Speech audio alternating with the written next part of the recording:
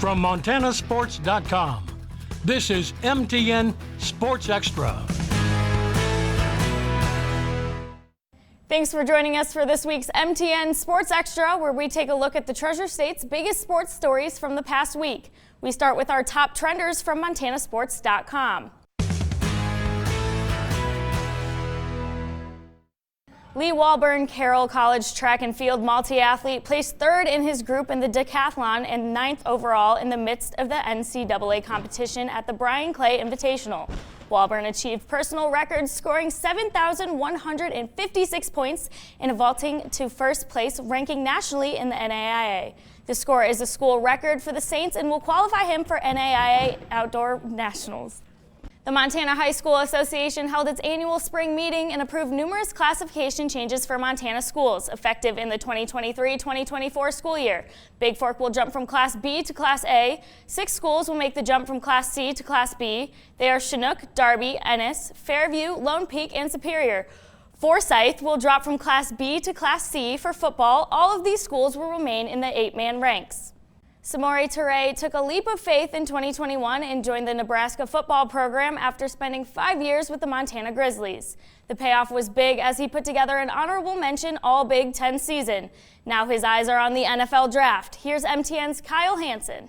Samori Toure took a leap of faith in 2021 and joined the Nebraska football program after 5 years at Montana. The payoff was big as Toure put together an honorable mention All Big Ten season where he caught 46 passes for 898 yards and 5 touchdowns. For Toure, it solidified his decision as he made an immediate impact with the Huskers. And I feel like I adjusted well to the FBS level. And I just liked how I really just saw progression, from game 1 all the way up until game 12. So I feel like I made a good decision going there, and I'm satisfied on a personal level with my decision. Now, Toure has another goal on his mind, the NFL draft. Once the college season ended, Toure moved back to his hometown of Portland, Oregon, signed with an agent, and quickly traveled down to San Diego, where he began his training for the draft. And the training never stopped. If you're training to be in the NFL and play professionally, there's really not a lot of off time in that process at all. Toure was then invited to the East-West Shrine Bowl in February, and in that game he caught a pair of touchdowns as he continued to showcase his talent in front of scouts. I just looked at it as a good opportunity to get my name out there and to show that, my name belongs with the rest of the receivers, in this draft. This is an opportunity for me to go and ball out, and it can help me in what I'm trying to do. But despite all of those accolades, Toure wasn't given an NFL Combine invite, but at his pro day, the former Grizzly showed out again with a 4.43 40 time, while excelling at several other drills that put his name in the mix with other top wideout numbers from this year's Combine. I went into pro day basically like this is my opportunity, this is my shot, this is what I've been training for months. You just got to go out there and put up good numbers. All the chips are on the line at pro day. That's really something that can make or break you. All of this comes for a player who came to Montana on a half scholarship and who only held 2 other offers coming out of high school. All of his work and improvements on the field, starting at UM and ending at Nebraska, has led Toure to the doorstep of the pinnacle of the sport and possibly hearing his name called in the NFL draft. That means a lot to me, but that's just, who I am as a person. I've never really had anything given to me, and I had to work for everything. So when other people recognize that, that's special, but I think just the most important thing is I know that, and I'm comfortable with, who I am as a person. Reporting in Missoula, Kyle Hanson, MTN Sports. Great Falls High junior standout Reid Harris committed to Boston College for football Thursday, April 15th, after receiving several offers in the past few months from FBS schools across the nation. My mom was joking around with one of the coaches from Boston College, and she asked him how she found a guy like me out in the middle of nowhere in Montana, and they said that all it is exposure and the people that they know. Harris's commitment status had been a regular topic of discussion on social media after his breakout year his sophomore season on the football field. He signaled the conclusion of his college search with this tweet. And although Boston College seems like an interesting choice from the outside looking in, it's a perfect football and academic fit for Harris. Even though football won't last forever, Boston College has a great education program, and I feel like I can get one of the best degrees in the nation there that will carry me through a lifetime. He's a very smart kid. He knows what he wants.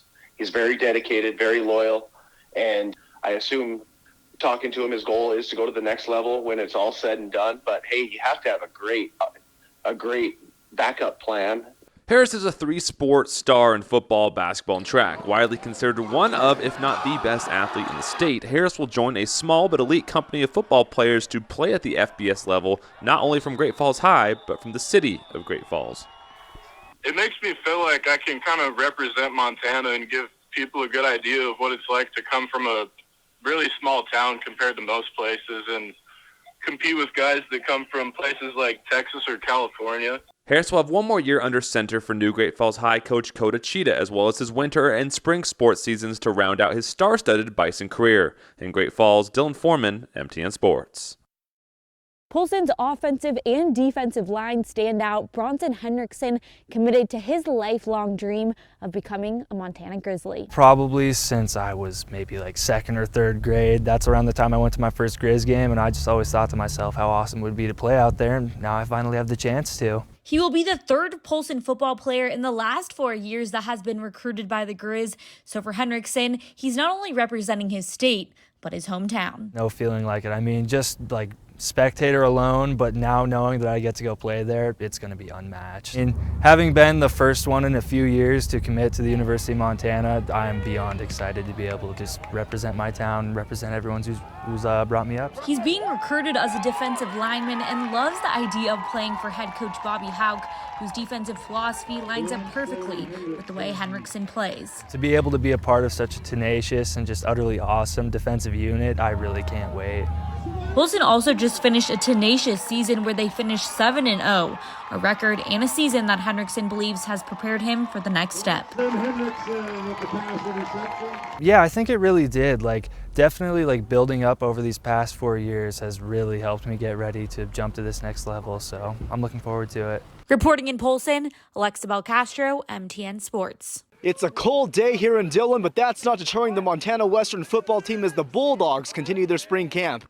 And coming off their first playoff appearance in 2 decades, expectations for Western have never been higher.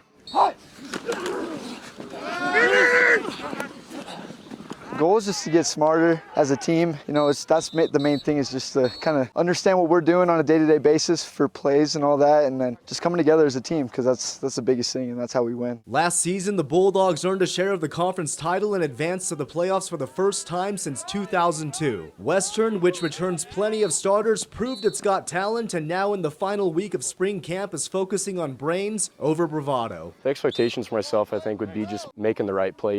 It's not all about shooting the ball down the field and getting huge numbers. I've kind of figured that out the last season. Western fell to defending champion Lindsey Wilson in the first round last November, but getting a chance to square up against the best in the nation gave the Bulldogs some fresh perspective as they look toward the fall. Yeah, it definitely opened our eyes for sure. Just getting to play in a playoff game, it's a different level, so definitely gave us a lot of, might and fight for us to just work hard in the off season. I think it hopefully set the stage for some more hunger and hopefully some guys who want to do that more. They want to make that something that's a regular occurrence. The Bulldogs' final spring scrimmage will be on April 23rd. This final week of practice will give Western a chance to find some playmakers. We're just trying to find guys that can come out and play and that we can rely on. Next year's a big year for a lot of these young guys that never played before. Or they might be seeing some playing time, so just a big time to get experience and get ready to go.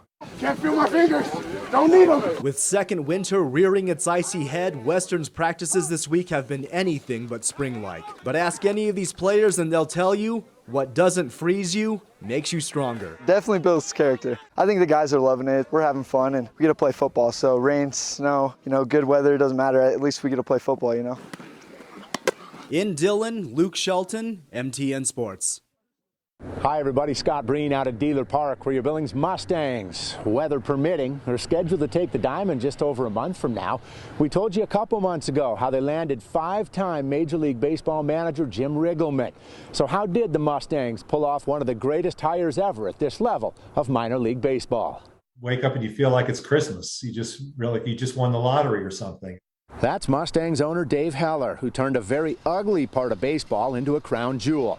Just a couple years ago, when major league clubs decided to eliminate over 40 of their lower-level teams across the country, Billings fans weren't even sure a team would survive here. After overcoming the initial shock, Heller went to work. there's no way it happens without minor league baseball going through the contraction process, for sure, because those managerial decisions are made, or at least for 46 years, those were made by the Cincinnati Reds and not by the Billings Mustangs. Riggleman is not the only eye-popping catch. He brings along Major League buddies Dan Radisson, pitching coach, and Mike Toomey, who has a sharp eye for players. Mike is in the Scouting Hall of Fame, for goodness sakes. I mean, how often do you get to bring a Hall of Famer to Billings? That's really cool. He's the first conversation I had about this, and Mike brought it up to Dan Radisson, and the three of us have known each other for years. Heller iced it with a very welcoming offer. That was very nice to hear, that you're wanted someplace. I've never really been to that part of the country, but I hear nothing but great things. They say it's the best city in the league, best ballpark in the league, great fans. So we're all looking forward to coming out there very much. But because Billings is now an independent league team, big league clubs don't send players any longer. Mustangs have to find their own. Think about this, Scott. If you are a 20-year-old, 21-year-old prospect, and you're trying to decide, do I want to play for Billings, or do I want to play for Missoula, or do I want to go out and play for Ogden, Utah? And your choice is going to play for somebody you've never heard of, or going to play for Jim Riggleman and Dan Radisson and Mike Toomey. I think we win that fight every time. Mustang season opener, May 25th at Missoula. Scott Breen, MTN Sports. Still ahead on Sports Extra, two sisters from Belt are trying to stake their claim as the best free throw shooters in the country. Join the statewide sports conversation and follow Montana Sports on Facebook. Welcome back to Sports Extra. 11-year-old Ellison and 13-year-old Cadence Graham are what many would call automatic from the free throw line. MTN's Dylan Foreman caught up with the two sisters before they head to Chicago to stake their claim as the best free throw shooters in the country. The Elks Hoop Shoot National Competition is a free throw contest to try to find the best free throw shooter in the nation. The Graham sisters from Belt, Ellie and Cadence, are heading to Chicago at the end of the month to see if they have what it takes to win it all. Last year, Ellie Graham won her division as a 10-year-old. Because of her title, she earned herself a spot at the Naismith Hall of Fame in Springfield, Massachusetts, something her and her family wouldn't forget. To see Ellie's name in there, it's not a huge thing compared to like the Kobe Bryant Museum in there and all that, but just to see her name in there was pretty awesome. The family met UConn legendary coach Gino Auriemma on their trip, and one characteristic about the Hall of Famer stood out to Ellie. At the thing we saw Gino. Auriemma? Yeah. What was that like for you? Oh, he's small. He's very short. They also met Charles Barkley, and for Cadence, the sheer size of the Hall of Fame power forward was hard to miss. Is he bigger in person? Yeah, he's huge. His hand was like 3 times the size as mine. Last year, due to COVID-19, the contest was virtual. This year, the stage will be much bigger, as this time, both the Graham sisters will be shooting at the Wintrust Arena, home of the WNBA champion Chicago Sky. I'm kind of nervous, but it's gonna be kind of cool. Yeah, it's kind of scary because last time we shoot in Chicago, it was a tiny gym. It was very crowded in there. It'll be more spaced out like this gym. Luckily for them, they have unlimited access to the biggest gym in the area, Great Falls High, thanks to their grandpa and girls coach for the Bison, Jerry Schmitz, as well as their All-American Montana Western mom, Megan, who's also a Great Falls High standout herself. With my dad being here, it's a pretty easy place to, come back to, and just a lot of great tradition here, so it's fun to compete and practice here. The family heads to Chicago April 27th with a chance for Ellie to protect her crown and an opportunity for Cadence to etch her name in the Hall of Fame. I'm excited for both of them to be able to shoot in that big arena, and that, that's just a cool atmosphere. And just to go as a family, it will be fun. Dylan Foreman, MTN Sports. Friday night, right here at the Helena Civic Center, MMA Mountain Force 32 was in town. Local Muay Thai gym, 8 Limbs Muay Thai, had 3 fighters in the event, and they came out with a clean sweep. In the first bout of the night, Helena fighter Nate Schellert took on his second ever kickboxing fight, defeating his opponent by referee stoppage by TKO. Next up from 8 Limbs was Taj Ray, also in a kickboxing bout, who won by decision 88-82. 8 Limbs final fighter Ruben Roundstone was the co-main event, defeating his opponent in his second pro fight ever by way of tap out due to the Kimura. That's what my professor once told me. You can't prepare for a grappling situation. You just got to go into it head first and take whatever comes to you. And tonight I took his arm. Here's what 8 Limbs head coach Donnie Nickerson had to say following his team sweep. A good established Muay Thai gym, and we work hard, and you can see it. We've only been around for about 2-3 years, and now we're starting to come out with fighters, and we're starting to strive and win. If you missed the bouts on Friday, Mountain Force MMA will be returning to Helena this summer. In Helena, Kennedy Broadwell, MTN Sports. Twin brothers are finding success after COVID cancellations stunted the track and field season at the University of Montana for the past 2 years. Kyle Hanson shares their story after the break. Welcome back to MTN Sports Extra, powered by MontanaSports.com. Twin brothers Cade and Paul Johnstone quite literally hit the ground running when they arrived on the Montana track and field team in 2018 and 19. As freshmen, the brothers each ran legs on Montana's 4x400 relay team that won a Big Sky title in Missoula and set a school record.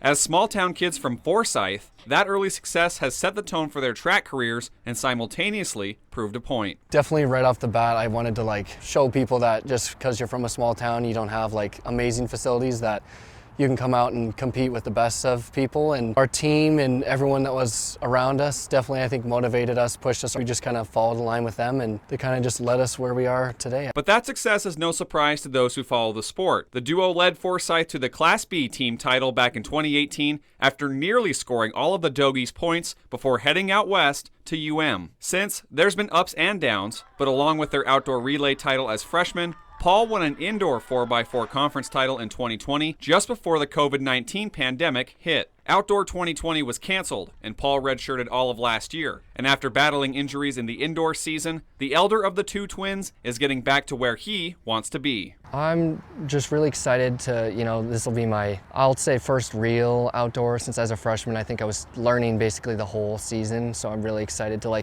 use everything I've learned and kind of come out here and just not really put any pressure on myself or have a set PR or time that I'm gonna run, just see what I can do and just do it. Cade, meanwhile, felt the highs again last outdoor season when he won a Big Sky title in the individual 400 and set another school record in the process. So through battling cancellations, injuries, and more, the two have found successes in between as they embark on this outdoor season. And from the beginning, the one constant behind that is each other. It was nice growing up with him. I always knew my best competition was kind of competing right next to me. Coming here, I think I was prepared for that. I know some kids, it's kind of a shock, but having him by my side, that was probably the best experience I could have had growing up. It's definitely helped me stay on track. There are days where you kind of maybe you don't want to go to the training room or do certain stretches or whatever, and we hold each other accountable, and if we have a day where we take it off, the other one's gonna be working hard, so you gotta just keep with them. Reporting in Missoula, Kyle Hanson, MTN Sports. Roundup's Jace Lemmel is easy to spot on the track. The junior is one of the more physically imposing athletes in the area, so it might be surprising to learn he's finally replacing some weight that he lost earlier this year. I got pretty sick with some dual viruses, and after basketball I really started to hit the gym, eat a lot more, gain some more weight. Now I'm about 185, so I feel a lot better and bigger. Lemmel says he lost about 15 pounds while battling that illness, but he certainly looks like himself on the track right now. He's among the best sprinters in Class B in the 100 and 200, but it's the 400 where he's really blossomed. Looking at his build, we were thinking that, how strong and how tall he is, that he'd be a great 400 runner. We put him in mid-season. He ended up making state, almost placed at state. Ran really well this year. He's been really eager to condition and go for his 400. While Lemmel can pick him up and put him down, he's still not the fastest on his own team. That honor belongs to classmate Jordan Olson, who currently has Class B's number 2 time in the 100. It's awesome they have great competition with each other, but they're also so close to each other too, and they can goof around and laugh around. They know that each other are going to beat each other and lose to each other on certain days, and that's the greatest part about them competing each other. It really pushes me. I love having Jordan next to me. We're like brothers. I mean, in practice, we can't really run together, otherwise we'll end up racing. We're really competitive, but on the track, but after we're just brothers, that's all love. Lemmel and Olsen are quite the 1-2 punch for Roundup. In Billings, Alec Boffinger, MTN Sports. Hi everybody, Scott Breen here, and a few of you may know what the steeplechase is, but far fewer have likely ever run it. MSU's Levi Taylor is not only running it, he is crushing it right now. Now moving up on the outside, that's Levi Taylor from Montana State. Well, this is the men's 3,000-meter steeplechase at last weekend's Montana SAC relays out in California. More specifically, it's Levi Taylor on the way to his best ever finish in the event, just under 8 minutes, 39 seconds. I didn't go all the way to California to run slow, so just kind of pushed the pace and strung it out a little bit, hoping to run fast, and we did, so I was happy. Down the stretch there in that spot for second or third, did you know that kid was breathing down your neck a little bit? I actually had no idea he was coming up on me. I wasn't really paying attention to him. Levi Taylor into the lead. Okay, if you were to walk around outside the dorms and poll 100 people, how many would know what the steeplechase is? Shoot, I don't think more than 25% would.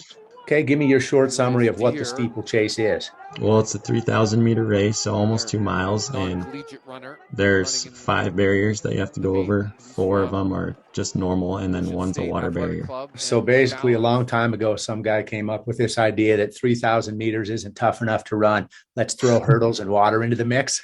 It's definitely different than a regular flat race. Now, Taylor's collegiate success is no surprise. He's shattered multiple cross-country and track records at Laurel, won over 60 high school races, hangs enough state championship gold around his neck to turn heads on the Vegas Strip. Now, the men's 3,000 steeple is just one of several events Taylor runs for MSU. His latest time is not only fastest in the Big Sky Conference, but also 6th fastest nationally among NCAA Division I runners. And wow, look at this. He's really opened up a lead here. What are you studying over there? Construction engineering technology. Just work for maybe the highway department or something along those lines, yeah. Naturally, the highway department, something with long distances instead of just like a city street, right? Yeah. Your Big Sky Conference championships are just around the corner. You know who to watch in the steeplechase, and consider yourself educated by one of the best to run it. Scott Breen, MTN Sports. When we come back, big changes bring the last stop on the PBR's regular season circuit to Billings. Scott Breen tells us what to look out for when the Cowboys come to Billings this May. Welcome back to MTN Sports Extra, powered by MontanaSports.com. Well, this back lot will be filled with dirt and bullpens just a week from Friday. I'm Q2 Scott Breen at First Interstate Arena. This is where the PBR wraps up its regular season earlier than ever before. This chase is going to get interesting. That's right. Effective this season, the PBR is completely revamped. What used to end in November now ends in May. Billings benefits. We're your last regular season stop in what just happens to be a wide-open world title race. Here's Jose. Let's watch him ride. This guy, Jose Vitor Leme, just won the Tulsa stop, and he has run away with the last 2 world titles, but he's not running away from anybody this time. Leme is chasing 3 guys right now. That tells you the Bulls are dominating Cowboys this season as you look at a couple of wrecks from just Saturday. How do your Montana guys fit into the mix? Well, not great.